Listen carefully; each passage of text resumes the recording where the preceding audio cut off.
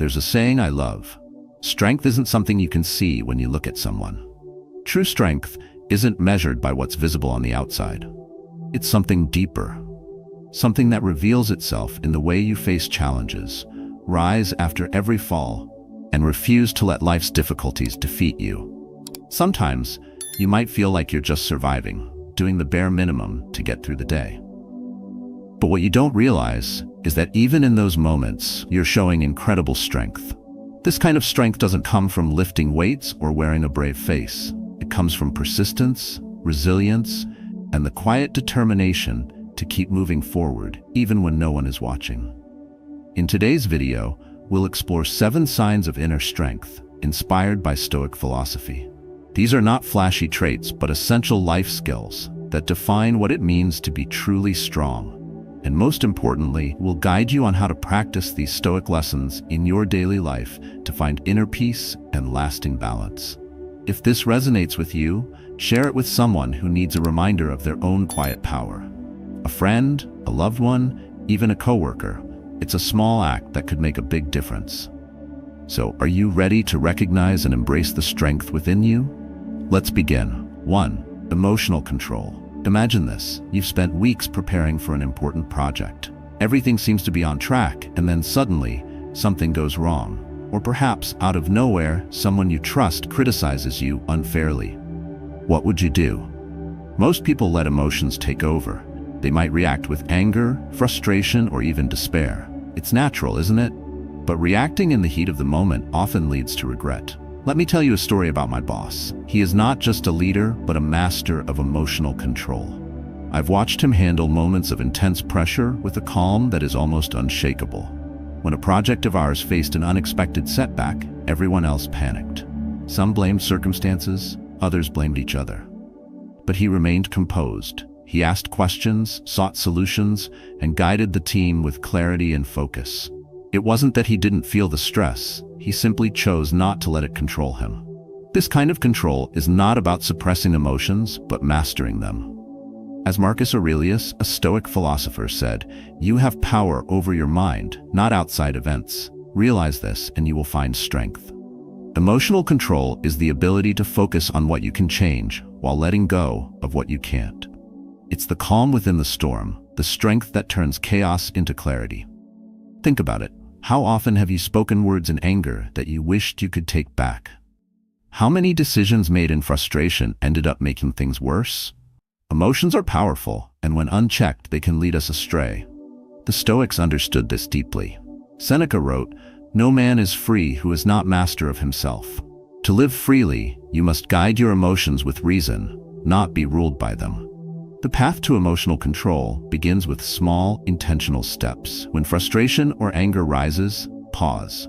Take a deep breath and give yourself space to think. This moment of pause is powerful. It allows you to respond thoughtfully instead of reacting impulsively. Next, ask yourself a simple question. Is this within my control? The Stoics believed in focusing only on what you can influence.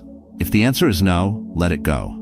If yes, redirect your energy towards solving the problem, not fueling the emotion. Reflection is another key. At the end of the day, take a moment to think about situations where your emotions got the better of you. What triggered them? How could you handle them differently next time?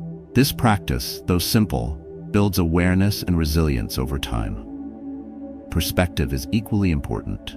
When faced with a challenge, ask yourself, will this matter a year from now? Often, what feels overwhelming in the moment becomes trivial in hindsight. Shifting your perspective reduces the emotional weight of temporary setbacks. Emotional control is not about being detached or emotionless. It's about understanding your feelings, choosing your responses, and remaining steady in the face of uncertainty. It's a practice, a commitment to responding with intention rather than impulse. With this mastery, you'll find that life's challenges become less daunting and more like opportunities to grow. True strength lies not in the absence of emotion, but in the ability to guide it wisely, step by step. 2. Taking responsibility. You are truly strong when you take responsibility for your actions. Imagine this scenario. You've promised a colleague that you'll finish part of a report by the weekend. The days pass quickly, and with other pressing tasks, you miss the deadline. What do? Many might be tempted to make excuses, blaming a heavy workload, unforeseen circumstances, or even other people. But taking responsibility means acknowledging your failure without hesitation. You own up to your mistake, apologize, and make it right. At first glance, this might seem like a small act, but it speaks volumes about your character. Responsibility is not about avoiding mistakes, it's about how you respond to them. As Seneca wisely noted, every new beginning comes from some other beginning's end. Mistakes are inevitable. They mark the end of one attempt and the start of learning. What defines you is whether you use those moments to grow. Taking responsibility requires courage. It's not easy to admit when we're wrong, especially when the world often celebrates perfection. But let's face it, perfection is an illusion. We're all flawed, and we all stumble. True strength comes from facing those flaws head-on and choosing to make amends, rather than hiding behind excuses. I once worked with someone who exemplified this beautifully. She was leading a major project, and an oversight on her part delayed a key milestone. Instead of blaming her team or circumstances, she addressed the issue with transparency. She gathered the team, admitted her error, and presented a clear plan to resolve the setback. Her honesty inspired trust and respect, not just because she took ownership, but because she showed us how to lead with integrity. When you take responsibility, you claim ownership of your life. It's an empowering act as it reminds you that you are not a victim of your circumstances. You are the author of your own story. Each mistake becomes a lesson, a stepping stone toward becoming wiser and stronger. The Stoics teach us that responsibility is a path to freedom. Epictetus said, "It is not what happens to you, but how you react to it that matters." When you take responsibility, you free yourself from the weight of excuses and blame. You choose to act rather than be acted upon, shaping your future with deliberate intention. So how can we practice taking responsibility in everyday life? Start small. If you forget to return a friend's call, don't make excuses. Apologize sincerely and set things right. When faced with criticism, resist the urge to defend yourself immediately. Reflect on whether there's truth in the feedback, and if there is, act on it. Remember, responsibility also means acknowledging your successes. It's not just about owning mistakes. It's about celebrating the times when your actions made a positive difference. This balance keeps you grounded, allowing you to grow without being weighed down by self-doubt or inflated by pride. Life will present countless moments where you must choose between blame and accountability. The easy path is often to shift the burden elsewhere, but the stronger path, the Stoic path, is to accept the truth, however uncomfortable, and use it as a catalyst for growth. Taking responsibility doesn't just make you a better colleague, friend, or partner. It makes you a better version of yourself. It builds resilience, fosters trust, and helps you create a life of integrity and purpose. In a world that often avoids accountability, those who embrace it shine as examples of what true strength looks like.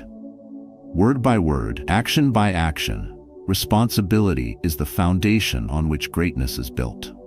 And it is through this foundation that you stand tall, no matter what life throws your way. 3. Facing fear. Fear is a universal emotion. It whispers doubts, paints worst-case scenarios, and tells you to step back. Yet the strongest among us don't run from fear. They face it head-on. They see fear not as an enemy, but as a teacher, a stepping stone toward growth and transformation. Consider this. You're offered an opportunity to speak in front of a crowd. Fear tells you, what if you embarrass yourself? You hesitate. But then, you take a deep breath and accept. In that moment, you've chosen growth over comfort. You've decided that the possibility of failure is worth the chance to learn and to stretch beyond your current limits. Marcus Aurelius, a Stoic emperor, once said, "If you are distressed by anything external, the pain is not due to the thing itself, but to your estimate of it. And this you have the power to revoke at any moment." Fear often stems from how we perceive challenges, not the challenges themselves. Now think about this. You have an exam, an interview, or a difficult conversation ahead. Fear will try to stop you by highlighting what could go wrong. A strong person, however, recognizes this voice and chooses to act despite it. They understand that courage is not the absence of fear, but the decision to move forward regardless of it. Let's look at smaller everyday moments. Imagine hesitating to express your opinion in a meeting for fear of judgment. You pause, then speak up. Or consider the hesitation to try a new hobby because you fear you won't excel. You try anyway. These are victories, however small, where fear is faced and strength is built. The Stoics believed in preparing for challenges before they arrived. Seneca advised, "We suffer more often in imagination than in reality." Anticipate difficulties, but don't let them paralyze you. Instead, see them as opportunities to practice resilience. Practical strategies can help you face fears more effectively. Start with deep breathing. When fear grips you, steady your breath to calm your racing thoughts. Break tasks into smaller steps to make daunting challenges more manageable. Remind yourself that discomfort is temporary, but growth is permanent. Facing fear isn't about being fearless, it's about action. Each time you face what scares you, you become a little braver. You start to realize that fear is often an illusion, a barrier that dissolves when confronted. Life will always present challenges, but fear doesn't have to hold you back. See it for what it is, a signpost pointing toward growth. As Epictetus said, difficulties are things that show a person what they are. Embrace them. Take that next step, however small it may seem, because on the other side of fear lies transformation, a stronger, wiser, and more resilient you. In every fearful moment, there is an invitation to rise. The choice is yours. 4. Embracing solitude. There's a unique kind of strength in being comfortable with solitude, a strength that is often misunderstood. In a world that constantly demands connection and thrives on distractions, being alone is sometimes seen as a weakness, a failure to engage. But solitude, when embraced, is a powerful ally. It forces you to confront yourself, to reflect, and ultimately to grow. Imagine a quiet evening, with no notifications buzzing and no one seeking your attention. At first, the silence feels unfamiliar, maybe even uncomfortable. But slowly, the stillness becomes a mirror, reflecting truths about yourself that the noise of daily life often drowns out. This is the power of solitude. It strips away external influences and helps you understand who you truly are. Epictetus once said, "He who is not satisfied with a little is satisfied with nothing." Solitude teaches you to be content with what you have and to find fulfillment within yourself, rather than seeking it in external validations. It's in these quiet moments that you learn self-reliance, building the kind of resilience that no one can take away. Unlike loneliness, which is marked by a longing for connection, solitude is a choice. It's an intentional decision to step away from the chaos and nurture your inner world. This distinction matters.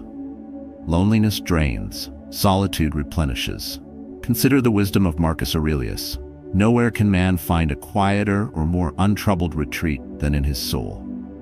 In solitude, you create space to listen to your thoughts, examine your values, and align your actions with your principles. It's a sacred pause in the rush of life, a chance to recalibrate. But solitude is not always easy. It requires courage to face your thoughts without distraction, to sit with your doubts and fears rather than escape from them. Yet, this process is transformative. It's in solitude that you build emotional strength, learning to soothe your anxieties and celebrate your victories without the need for external approval. Solitude also deepens your sense of purpose. When you step away from the expectations of others, you gain clarity about what truly matters to you. You're no longer living to meet societal demands. You're living in alignment with your own goals and values. This is the kind of authenticity that creates lasting fulfillment. In today's fast-paced world, solitude is often seen as a luxury. But for the Stoics, it was essential. They understood that time alone wasn't about retreating from life. It was about preparing for it. By taking the time to strengthen your inner self, you become better equipped to handle challenges, build relationships, and contribute meaningfully to the world. To embrace solitude is to embrace the strength within yourself. It's a reminder that you are enough, just as you are. As you sit in the stillness, you discover a profound truth. Strength isn't something you find in the world, it's something you cultivate within. In solitude, there's peace. In peace, there's clarity. And in clarity, there's power. The kind of power that allows you to face life's storms with calm and confidence. Choose to embrace it. 5. Staying positive in adversity. I have a younger sister who embodies an incredible resilience. No matter what happens in her life, she greets it with a smile and unwavering positivity. She doesn't deny her struggles or pretend that everything is perfect, but she chooses to see challenges as opportunities. It's no wonder people are drawn to her warmth. Her optimism inspires others to look for the silver lining in their own lives. Watching her, I often think to myself, this is what true strength looks like. Staying positive in adversity is not about ignoring pain or dismissing hardship. It's about choosing to focus on what you can learn, what you can change, and what remains good even in the darkest moments. As Marcus Aurelius once wrote, "You have power over your mind, not outside events. Realize this, and you will find strength." This mindset is a cornerstone of Stoic philosophy and a testament to the power of perspective. Adversity is inevitable. Life, with its twists and turns, challenges even the best of us. But it is within these challenges that we discover who we truly are. When you maintain a positive outlook, you shift the narrative. You stop seeing yourself as a victim of circumstances and instead become the author of your response. This doesn't erase the difficulty. It transforms how you engage with it. To stay positive in adversity is to practice gratitude. Gratitude reminds us that even amid struggle, there are blessings to count. It might be the support of a loved one, the lessons gained from failure, or even the simple fact that you've endured another day. Gratitude is not a denial of difficulty. It's a recognition that beauty exists alongside it. Another key to positivity is resilience, the ability to adapt and recover. Resilience grows each time you face a setback and chooses to try again. It teaches you that adversity is temporary, a passing storm that can't define you unless you let it.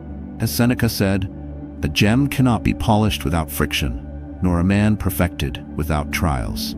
Trials refine us, polishing the rough edges and revealing our inner brilliance. Positivity in adversity also comes from focusing on the present.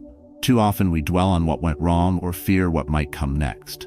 But the Stoics remind us to anchor ourselves in the now. Epictetus advised, "Do not seek for things to happen as you wish, but wish for things to happen as they do, and you will have peace." When you embrace the present moment, you free yourself from the weight of the past and the worry of the future. Cultivating this mindset requires patience and intention. It means reframing negative thoughts, seeking solutions instead of dwelling on problems, and surrounding yourself with those who uplift rather than drain you. It also means acknowledging your emotions without letting them control you. Sadness, frustration, and fear are natural, but they don't have to dictate your actions. In adversity, positivity is a choice, a deliberate act of courage and strength. It doesn't mean pretending life is easy. It means recognizing that even when life is hard, there is still light to be found. And with that light, you can keep moving forward, one step at a time. So when challenges come, as they inevitably will, remember this: the storm will pass, but the strength and perspective you gain will remain. Hold on to that truth and let it guide you through whatever lies ahead. 6. Setting boundaries. True strength often lies in the choices we make to protect our time, energy, and peace. Setting boundaries is not about shutting people out. It's about knowing your limits and honoring them. It's about saying no when you need to and yes to the things that truly matter. In a world that often demands more than we can give, boundaries are the shield that keeps us from burning out. The Stoics understood this well. Epictetus taught, "Know first who you are, and then adorn yourself accordingly." To know yourself is to understand what you can give and what you need to keep for your well-being.